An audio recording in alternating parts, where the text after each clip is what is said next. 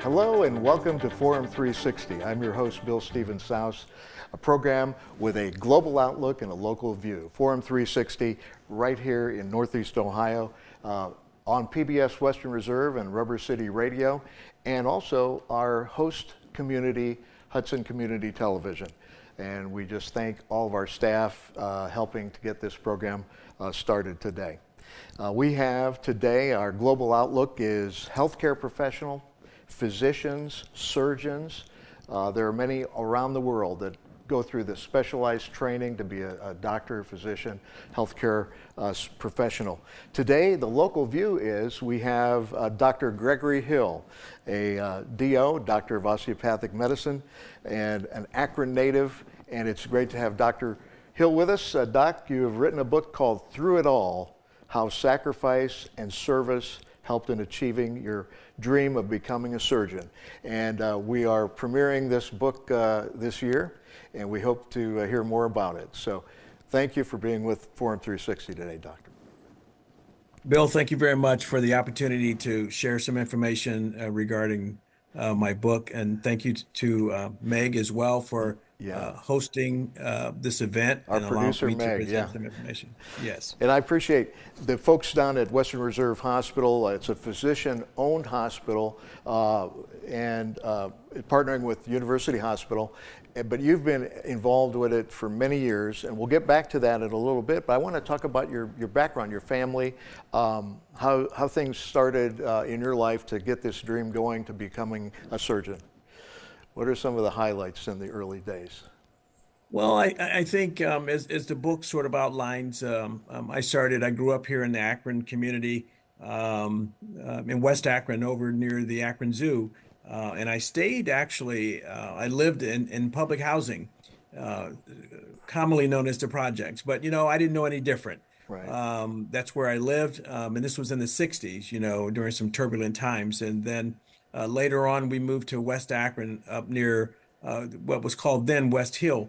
And I went to elementary school at Schumacher and Simon Perkins Junior High School, and then finished my high school education at John R. Buchtel High School on Copley Road in Akron.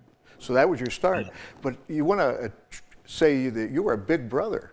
And that was one of the most interesting parts of the book, is your involvement with your siblings and your parents, your stepdad. Tell us a little bit about how your parents, got involved in your life, started you out on the right road. Well, that's a great question too, and certainly encourage everyone to get the book to read a little bit more about the author. But when I got to the point that I realized who I was, and I was a young boy, like most kids growing up, and was playful and playing in West Akron near the zoo.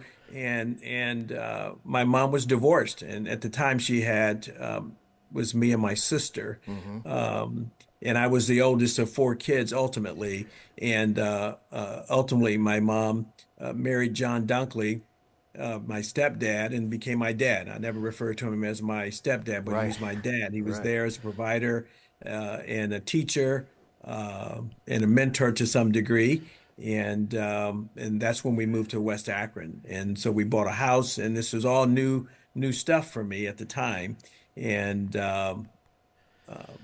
you started with with family involvement. I remember you said in your book about how the Akron Beacon Journal, when you guys were young, and your dad said, "We've got a job now. We're going to be delivering the Beacon," one of the night newspapers, one of the biggest newspapers, and some of the fun things you remember doing with your folks like that, with your brothers and your dad. Right. Those were incredible times, and they were fun times and I didn't realize how pivotal and how fun it was until I look back on those times. And we would obviously get up and deliver the papers, but to do that, you need to be awake by 3 o'clock in the morning, and you get up and you fold the papers together, and you get in the car. And of course, my dad, like most dads, would just sit in the car and ride along and drive along, and we would, Do throw the the walking, papers, yeah, and they're walking around. walk through the neighborhood and deliver the papers. But the best part after that was the bonding that occurred after that, where we went to either Krispy Kreme, which is still Donuts, present over still on on the west side, Maple Maple, Street. Yeah, Maple, right. And as you know, when you go to Krispy Kreme's and you're standing in line waiting for your batch of donuts, they would often offer you, would you like a fresh donut right, coming off the rack? And of right. course, we would say yes. And we would buy, probably eat a half a dozen, then take a half a dozen home for the rest of the family. But it was just a wonderful time to be with my brothers and my dad at the time. You don't recognize the Right. importance of that at the time. But it was great, great, great growing up there So, doing that. that gave you that work ethic, supporting the family, and getting your family involved, because that work ethic obviously started to materialize as you decided maybe you had that where you talk in your book about a little bit of uncertainty what you wanted to do, but eventually you decided I'd like to pursue something in healthcare. And tell us about that early involvement. And I remember talking to you off the air about Dr. Aubrey Willisey, who was one of the first African American doctors you met when you were in high school and doing physicals for sports activities and so forth. So I mean, seeing these people that could inspire you, some of the ways that you decided, let's go to the medical field, maybe get started there. Right. And I do remember Dr. Willesee because one, he was a rare breed, if you will. He was an African American physician, did primary care, Hmm. and I played sports growing up. Played baseball, played basketball, organized baseball and basketball, baseball, basketball, and football. And you had to have a physical um, before you could play. And so we would go there, and you Yeah. go through the fundamental basic physical, stretching and checking for a hernia and things like that, but never really had a conversation with him about the healthcare piece, Right. and he'd say, "Oh, good luck with what you're doing in school." But more importantly, when I got to Bookdo, and as I talk about in the book, when I got to Bookdo, I was a good student. I probably could have been better, but I had opportunity to participate in a vocational medical careers program, Hmm. and so. The purpose of that program was to introduce health professions to students who maybe wouldn't decide or hadn't decided about whether they would go to college or not. Hmm. And um, and so if you didn't go to college, you would have a skill such that you'd be prepared to enter the workforce. Right. And I thought that that might be a wonderful opportunity. And so I signed up for the program. My grades were good enough to do it. And so we had an opportunity to visit Akron City Hospital.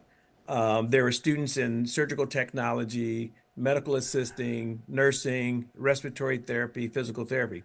So I chose surgical technology. Hmm. And we went to visit Akron City Hospital at the time, and there was a surgeon there performing an operation. His name was Dr. Wally Roof. And so he welcomed us into the operating room, and they told us, don't touch anything. Everything is sterile. Hmm. And I'm telling you, Bill, it was during that visit I had an epiphany. Excuse me. Hmm. I had an epiphany, and by that I mean I had an awakening that I determined at that moment, this is what I'm going to do with my life. I Very want to good. be a surgeon. I think I would love that. I had no idea what the operation was, but I was very inquisitive about it. And there was something that struck me in my head and in my heart that, hey, you can do this. Right. And it was at that point in time, in around 1972 or 73, that I decided that I wanted to become a doctor. Little did I know how challenging it would be um, later on, Right. trying to navigate the terrain to becoming a surgeon. Right. But one important thing I would also tell you is that I had a counselor in high school who was supposed to be supportive. Hmm. And I don't think he was really as supportive as he may have been, might have been. And he says, well, you have to take the ACT. I questioned him about the purpose of the ACT. And he said, well, you have to make a determination about whether you go to college or not. I said, oh, okay. Well, how do you prepare for the ACT? Hmm. He said, well, you can't study for it. You got to just take the test. So I went and took the test. I didn't do well, of course, because I didn't prepare for it. Right. And he said, well, we use this as an index of your ability to get through school. And so I felt like it was a disservice at the time. Right. And, here I was in a public high school, and I don't have the confidence of my counselor. And Right. so that was another motivating factor for me to show him and show the world, well, you can't tell me what I'm going to do or not do, that I can make a decision to do what I want to do with my career. Right. And I became even more motivated at that point in time to become a doctor. And then you eventually, actually, you went to University of Akron, you went to Baldwin Wallace, a little bit at Cleveland Cuyahoga Community College, Yes, sir. and you were able to put all these organizations and institutions together to really provide you with the training you needed to get started. And then you had a couple to get you to understand what type of surgery. Tell us about Dr. Forshu, one of your early mentors in Akron. Absolutely. Dr. Forshu was one of two prominent hand surgeons in the 70s who he had done his orthopedic residency in at Suma, or Right. Suma, not Akron Suma now, City but then. then it was Akron City. Right. But he had done his residency there, and then he had gone away to do a fellowship in Iowa with a renowned surgeon, Adrian Flatt. So after his fellowship, he came back to Akron. And so I was working for the hospital at the time, and I would oftentimes scrub with him or assist him in surgery, complex surgeries. And my role at the time was passing instruments. And so I would help him during those procedures, and I found it intriguing. He was a gentleman, he was a scholar, very encouraging, and I sort of liked him a lot. But he followed my career, and once I finished graduating from Baldwin Wallace, uh, strangely enough, I received a phone call from him, and he says, "Greg, this is Frank Forshu calling. I want to say congratulations on your desire to go to medical school." He said, "But I wanted to talk to you about something here briefly." He said, "I hear you're going to take a year off of school. What are you going to do?" I says, "I don't know. I think I need to get a job, make some money, and catch my breath a little bit." Right. And he said, "I would like to offer you an opportunity to work with our team." And I felt so honored and so humbled that he would choose me Right. to be a part of his team. And so then I went from working at City Hospital to working for Dr. Forshu as a private assistant, as a Nice. surgical assistant in the Very good. office and in the operating room. And it was incredible because I worked side by side with him. When he got called in the middle of the night for a traumatic hand injury, they would call me. And I would be there to assist, passing instruments, working, doing microsurgery, assisting under the microscope. Um, Right. and it was a wonderful opportunity as I prepared then to apply to Ohio University. And For I the applied, medical school, yeah. For the yeah, I osteopathic applied to medical Ohio school. University then. Yeah, very good. And, you know, in September of 19, well, around September or so, I was accepted, received the acceptance letter, Right. and then I was accepted at Ohio University. So for the, And I think in your book you talk about you had been in the class of 1986, the graduate class, yes, yes, and sir. at Ohio University, and that is the College of Osteopathic Medicine. Yes, And sir. out of 100 students, there were 4 African American. You were one of them. That is correct. And So it's an there were interesting. four, yes, sir, four um, African American students there, and as we look at things today in society, there's this emphasis on diversity, equity, and inclusion, and there was not in the '80s probably was not that emphasis on DEI as it's called Right. Yeah. nowadays, Right. and so there were four, like you mentioned, four African American students. And interesting, at the end of the first quarter, if you will, we were on quarters, not semester, but at the end of the first quarter, there were two left. Okay. One person had some health issues, and he had to resign from school, and the other person, we call it recycling. Gotcha. So they had some academic challenges and came back with the following class and graduated fine. I want to just say that we are talking to Dr. Gregory Hill from Western Reserve Hospital and Unity Health physicians, and we're talking about his new book, Through It All, How Sacrifice and Service Helped in Achieving his dream of becoming a surgeon. It's available, Dr. Hill's memoir and book is available on Amazon. And I'm so glad that this book came out because it's inspiring to me, and I can appreciate the rigors and the discipline that you'd have to go through to become a surgeon. And we're going to talk about also your involvement in the military. If you look at the cover, you'll see Dr. Hill with the U.S. Army for part of his scrubs. And tell us about I think in your book you talk about 1983. You explored getting involved in the U.S. Army Reserve Medical Corps. Tell us about how that impacted your life, also, Doctor. Yes, sir. So I came from a family of veterans, actually. We had a blended family. You had a stepbrother who was 1 year ahead of me at Bocto. He had joined the Air Force. And was stationed in California. And then growing up, I had a decorated Vietnam vet as someone that I idolized as a youngster. Wow. And he had a polished shoes and the Class A uniform. And so I'd always thought in my mind that I would be honored to serve. But in medical school, many students go and they have financial challenges like I did as well. And as an opportunity to supplement my income and to gain military and medical experience at the same time, get academic credit, military credit, I decided to join the United States Army Reserves and the Ohio Army National Guard. And this was in March of 1983. Wow. And so during peacetime, you're still trained. And so we would do physicals, we would go to Greeley, Michigan, we would do range fire, medical exams, and all of these kinds of things.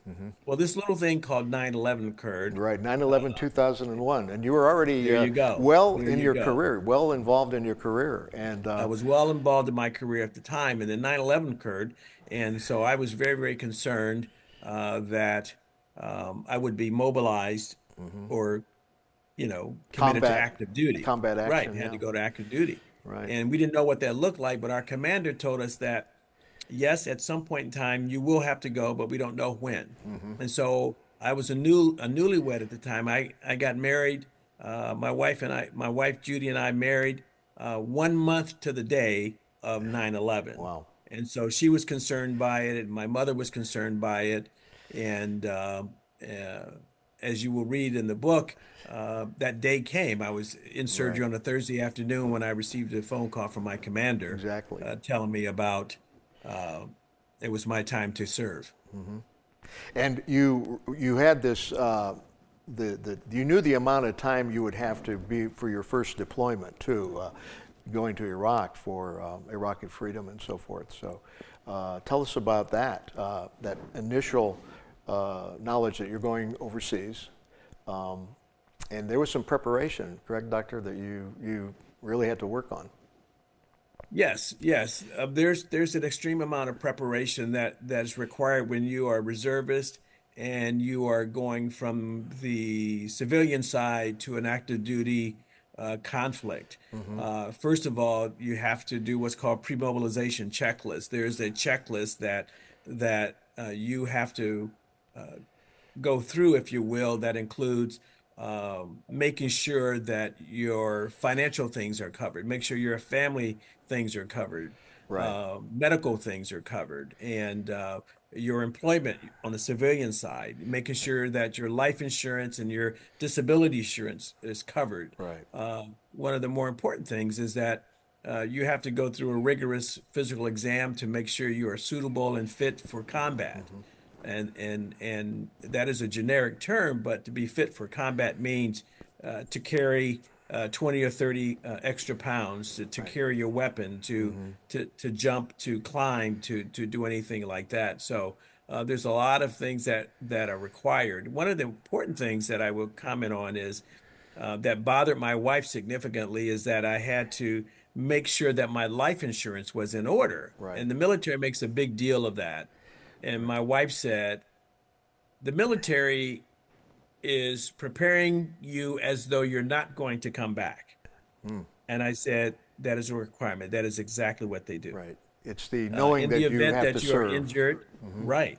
In the event that you're injured or you're killed, um, Right. you have to be able to identify, and the process has to be established so that your families are taken care of. Now, the first deployment, you were in a zone where you had a medical a group. I guess you could call it a field hospital or military hospital. But on the second deployment, you went out and you went further north to the Fallujah area. That is an amazing part of the book where you got a little bit more involved. And when your commanding officers, the other surgeons would say, Greg, you're not just going to be a hand surgeon. You're going to have to, be an orthopedics generalist, yeah, trauma surgeon. Right. So Right. The military training is amazing, and that's another reason why somebody should read the book through it all, and all is about your military service. But one of the things that inspired you to do things back at the hospital was to teach, get involved with residency.